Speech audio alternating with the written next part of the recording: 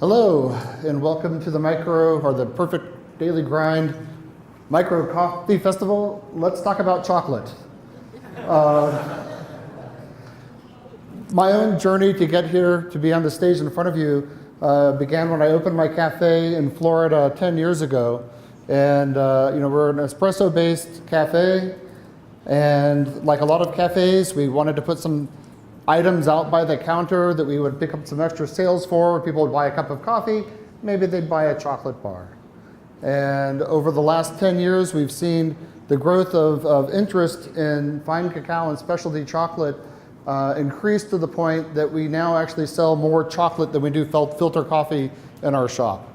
And as I did with coffee, when I first entered the business, I wanted to learn as much as I possibly could, so I began to volunteer in espresso competitions with the US Barista competition, and was quickly working as a sensory judge. By 2011, I had certified to be a World Barista competition judge at Bogota, and have been judging sensory evaluation for espresso and the other competitions ever since. When you decide to be a sensory judge in espresso, it's a very different kind of analysis. For those of you that are used to cupping, with espresso, it's a very intense sensory experience because you're evaluating acidity and brightness and bitterness and finding balance, and it's such a compact flavor experience. It's not like when you're cupping and you can slowly take apart all the flavors and dissect the identity of that coffee. That I realized that there was a connection between the sort of the pleasures and process of evaluating espresso and evaluating chocolate. But at that point, I was just looking at tasting chocolate bars, the finished product. And then after I became a Q-Grader, I began to travel through Latin America and work on some competitions, and also working on barista competitions. I remember 3 years ago in El Salvador, I was helping to run the El Salvador National Championship. And as soon as word got out that I was interested in cacao, I was stunned by how many coffee farmers would come up to me and say, "Hey, after the competition, I'm starting to get into cacao. Will you tell me, is my cacao any good?" And I realized I had no idea, because I'd never tasted raw cacao before. I couldn't tell a farmer if his cacao was any good. And then I was in Colombia, and after judging a competition in Nareño, and I was back in Bogota, I kept on running into farmers that would say, "We're having problems at our lower elevations, and we're thinking of planting cacao. What should I do? What's good cacao? How is it like coffee?" And again, I had no idea. And so through various channels, I was very lucky and honored to be able to be introduced to Carla and to try to begin to work with her so that I could understand from a coffee taster's perspective, how do you decide if cacao is good? How do I answer these farmers? And I found that through Central America, it's becoming more and more common that people want to diversify, that they feel that they need to have a hedge against Roya, and that cacao is an option. And so I'm doing my best to help work with people to be able to answer them from a coffee perspective.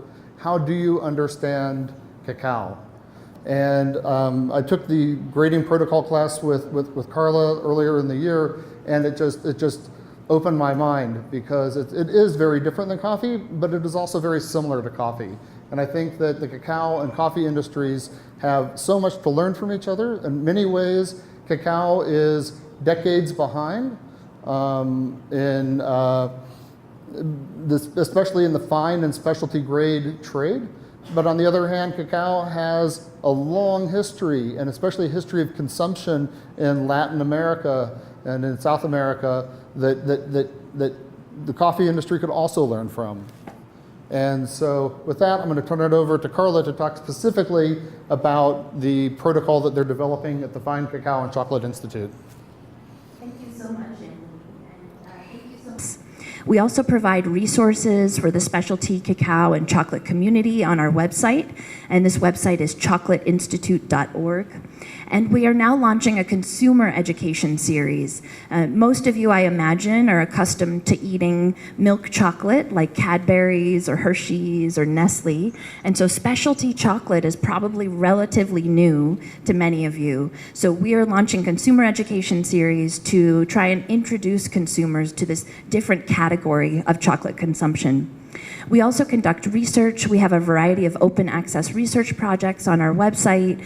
We develop educational materials, and we're developing a digital app, a lot like Cropster, but for cacao. So we're specializing and developing something like that. And then we also facilitate connections among academics, industry, and consumers. And we've developed a cacao and chocolate museum exhibit for specialty that will launch sometime in 2019. Now, beyond this, we've developed a vision for cacao quality grading based on the lessons that we've learned from specialty coffee.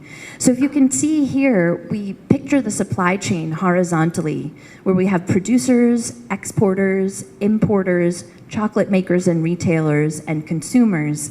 But we see several problems with the current system. For one, there's a non-standard link between a distinction of what counts as fine cacao and what counts as quality. And so you can find excellent quality cacao, and the price will range from anywhere from $3,000 per metric ton all the way up to $15,000 per metric ton. So it's very all over the place. In addition, there's a lack of differentiation and a lack of quality that reduces earning opportunities for producers. Beyond that, we also find that procurement is much less efficient. The cacao supply chain has been set up entirely around commodity trading, and it can be very difficult to specialize in micro lots or nano lots or other things that require different types of shipping. We also see a number of advantages to graded cacao, and we've learned this from what's happened in the coffee world. For one, with graded cacao, we can have improved differentiation and quality, we can have increased traceability, increased transparency, and ultimately improved value. And all of this, we believe, will allow us to develop fine cacao grading training, a certification process to create the sort of Q-graders of cacao, and then market linkages. So you can see here, I imagine, how similar this looks to what you've already accomplished in specialty coffee and what we hope to emulate as time goes on. We have a variety of different goals through our cacao grading. For one, we're looking to create a cross-culturally relevant communication tool for cacao quality. And in order to do that, we need a system that allows people to taste the same thing and talk about it with one another. We also need rigorous training, calibration, and eventually certification of cacao graders worldwide. We also really aspire to have instructors teach in their own countries and in their own languages. And so we're currently working with training instructors in Brazil and in Peru, as well as in some of the other countries where we've taught classes. We eventually want to offer cacao quality grading services worldwide, justify price premiums, and then of course be collecting data so that we can continue to improve on everything that we're doing. Now, when it comes to the evaluation of cacao, we approach this in a somewhat similar way to coffee, but of course, because cacao is different, it looks somewhat different. Essentially, what happens when a cacao tree is harvested is the pods are all broken open, the mucilage and the seeds are pulled into a box where they ferment for anywhere from 3 to 7 days. The seeds are then dried for about 3 to 7 days. And so we begin working with the seeds after that time period, after all the post-harvest processing. And what we do is we conduct an external evaluation and a cut test. Now, a cut test is a little bit different than green coffee grading in that we actually cut the beans in half and look inside them to sort of read what they tell us about their fermentation level, about mold, about insects, and other challenges that cacao might have faced. So it's a really important way for us to identify defects in cacao. Now, beyond that, we conduct sensory evaluation, and that involves organoleptic testing, where we use a fixed sampling protocol. And the really big challenge in all of this is that typically people need to actually take their cacao to a factory and have it processed into chocolate liquor or chocolate in order to taste it. And that can take days and days. Just preparing one sample of chocolate liquor can take several hours, if not multiple days. And so you can imagine if you're on a farm and you have 25 samples that you'd like to try, you don't have 1 month available to prepare and taste them. So we developed a system that's somewhat like coffee cupping that would allow us to taste and prepare samples more quickly. And this is how we do it. We take 30 to 50 cacao beans and we winnow them. That means we take the shells off, and then we grind them in a coffee grinder to approximately 500 microns, or what looks like a typical coffee grind. Then we taste 1 teaspoon of that mixture and we evaluate it. Now, what's special about this is it's much simpler than preparing chocolate liquor or chocolate. You don't need a factory to do this. It's very repeatable, so there are few variables involved, and it's inexpensive. The equipment costs under $50 US, whereas opposed to if you needed to use chocolate liquor or chocolate, you would need $5,000 to $10,000 worth of equipment. And then finally, it's highly scalable. So just recently, they had a competition in the Solomon Islands where they used this for cacao, and they were able to taste 90 samples in 1 day with no problem. So this is why we see this as an important approach that somewhat mimics coffee cupping. We then have an evaluation form, and if any of you attend our workshop, you'll have the chance to work with this evaluation form today. What you can see is on the left, we record external attributes, so this would be an equivalent to green coffee scoring in some way. We also record the cut test data, and then we conduct organoleptic evaluation. Now, what we're looking for is slightly different than what people look for in coffee. In cacao, there are 3 things everyone wants to know about.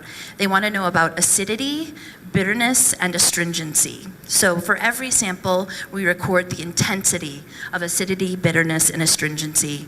And then, of course, you can see we record a variety of other attributes. And these are things like cocoa, fruitiness, herbal quality, floral, and so on, as well as defects. And these are things like hammy or smoky. And really the goal here is for people to be able to identify major defects that are in the cacao, and then to be able to rewind in the post-harvest process and identify how those defects were introduced and improve their cacao over time. And we've had some good luck with adoption. The company Ritter Sport, which has a large operation in Nicaragua, and they're a German chocolate company, they actually use this methodology for 1,100 metric tons of cacao per year as a way of evaluating before they export or buy what they're going to work with. Now, these are just a couple of examples of people working in the field. We have equipment that can be used either with electricity in a laboratory setting or without electricity in the field. And so this is an example of some people at a summer camp in New York working to evaluate cacao, and another example of some people on a farm in the Dominican Republic working to evaluate cacao. And they're really able to do this with a very small kit. The kit is about this big. It costs less than $50. You can fit it in a backpack, and you can then sample cacao anywhere that you go. Now, we also run a cacao grader intensive course. This is the example of the course that Anthony took with us in New York this summer. And it's a 3-day course where we evaluate cacao and chocolate quality with tested and research-based techniques. And it's slightly different than the Q-Grader because we do not have a practice of coffee cupping or sensory analysis in cacao and chocolate. So when people come to our course, they are complete beginners. So we need to teach them what is triangulation, what is tasting, what is describing what you're tasting with words. We're really starting at the very basic level and working to get people comfortable with these concepts over time. Now, when it comes to cacao sampling today, it's being used in 24 different countries. So in the past 2 years, we've had pretty significant adoption. We've taught classes in the United States, Peru, and Brazil, and we have classes upcoming in Europe, Southeast Asia, and Latin America. Our colleagues in Brazil became so enamored with this standard of preparation for samples that they're conducting a research study now in Bahia at EF Baiano and USP, and they're using the FCCI sampling protocol to actually survey flavor profiles of cacao from all around Brazil. This is the first time that someone's doing a study like this in the country. And then, of course, we have partnerships with a variety of different organizations, and we've been really lucky. The most supportive community of what we do has actually been the specialty coffee community, and they've invited us to present at the RICO Symposium, at the Roasters Guild Sensory Summit, and more. And so that's why it's so exciting for us to be here to collaborate with all of you. We also have a variety of upcoming projects. One is certification, another is teacher training, and we're beginning a cacao quality consortium. We have gotten 250 stakeholders in cacao, and this includes producers, exporters, importers, and chocolate makers, to agree that we should all be tasting together. And so we're creating sample kits where we send out cacao with known defects and known positive attributes, and we all taste together using the app that we're developing so that we can all be practicing sensory evaluation together. And that's because we're really novices in this work. And then finally, our colleagues in Colombia, Ecuador, Papua New Guinea, and the United States became jealous of the research that's being conducted in Brazil, and so they now are beginning their own research projects on their own cacao. And for us, this is a really special moment because it means that in an industry that historically has really devalued flavor, we're starting to see people take it very seriously and bring it into collaboration with their academic institutions as well as with cacao producers. And just to conclude, you might recognize many of our goals for certifying cacao graders look like the goals of coffee certifying. We hope that FCCI cacao graders will be able to use the cacao sampling methodology and grading protocols, that they will be able to accurately and consistently evaluate cacao for its basic qualitative traits using the FCCI grader system, that they'll be able to provide meaningful feedback relating to improvements that can be made to the graded cacao, and that they'll be able to certify that a sample is of excellent quality. And simply as a result of adopting this methodology, we've now seen cacao producers in multiple countries reach a point where they do not have rejected lots or rejected containers of cacao, and that's because they've been able to learn how to communicate with buyers, and buyers are using the same methodology as they are, so they're able to say things to one another like, I think this is moldy, or I think this isn't moldy, in a way that they weren't able to previously. And we've also seen a number of cacao producers become so excited by this sensory evaluation that they're now beginning to produce chocolate themselves.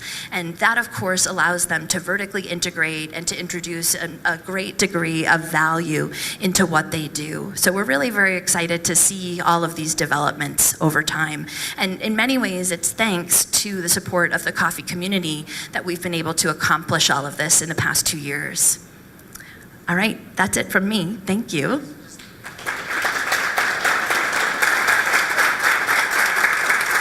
We're going to have a workshop at 11:30 or whatever 11:30 is in the new schedule.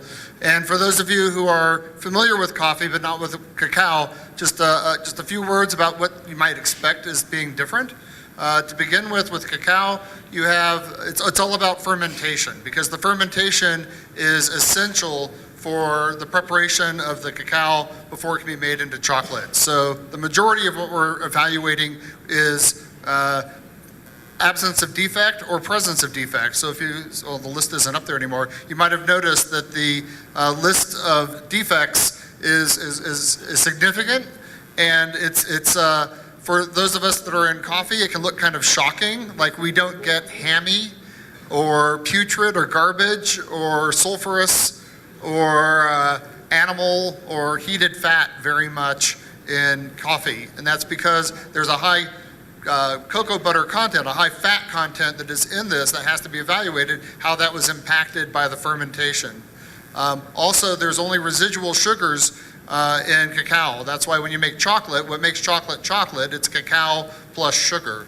And so if you've never tasted raw cacao, it can seem kind of shocking and aggressive.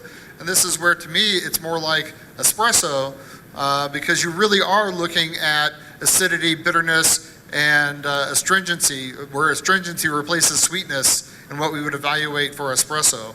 So you have to be aware that it's a very aggressive taste on your palate, and unlike cupping, you would never sit down to do 14 samples at once.